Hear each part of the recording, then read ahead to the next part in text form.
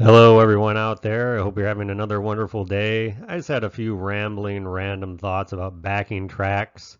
I was listening to Eddie Trunk the other day. Perhaps you've heard of him. Anyways, I know he goes just freaking crazy about backing tracks, and I know there's debates between people. Is it cheating? Should they be doing it? Are they ripping the fans off?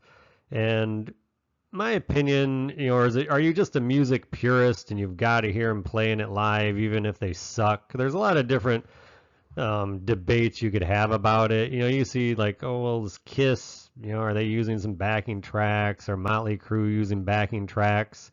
My general first thoughts are the average concert goer that's going to these shows. If you look at the audience, they look like they could care less if they're backing tracks or not. They just want to see the people in person, see what they look like. And they are still playing, I guess, even if they've got something kind of helping them out in the back. So, it's like the audience doesn't seem to really care. As for myself, I guess I should care, but it's like one of those things that I just don't. It's like when you buy a record. I know records don't exist anymore, but let's just pretend and there's, four or five guys in the band, then you look in the credits and there's like 20 different people that played on the album. It's like, well, if it's going to make the sound better and it's going to make it a better album, then who really cares? I mean, the average person listening to the radio or going to a concert probably could care less. And myself, I don't know. I guess if I haven't seen any of these bands in a while, but I know, these guys, they are getting up there in age. They're not, it's not the 70s or 80s. And a lot of these guys are, they're in their 60s, 70s, some even in their 80s, some late 50s. And it's like, are they really going to be able to sing the way they were when they were like 22 singing on a record? Not really. So if they have something in the back helping them out a little bit, if they're still singing and that just kind of enhances the sound, is there really any problem with it?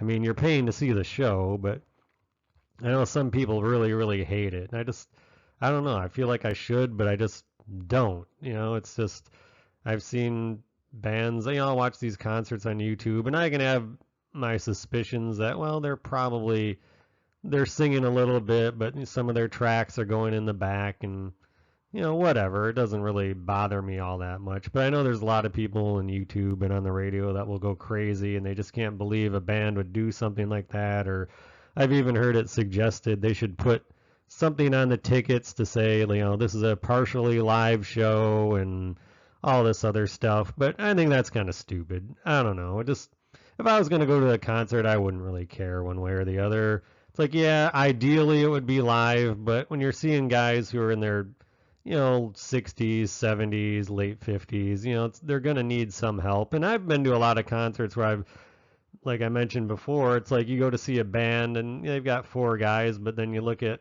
the concert setup, there's a good 10, 12 people on stage, and it just enhances the sound. It's kind of like when bands make their quote unquote live records, there's always stuff done in the studios to enhance it. Like every live record I think I've ever listened to wasn't completely live. They're going to do something to make it sound a little better.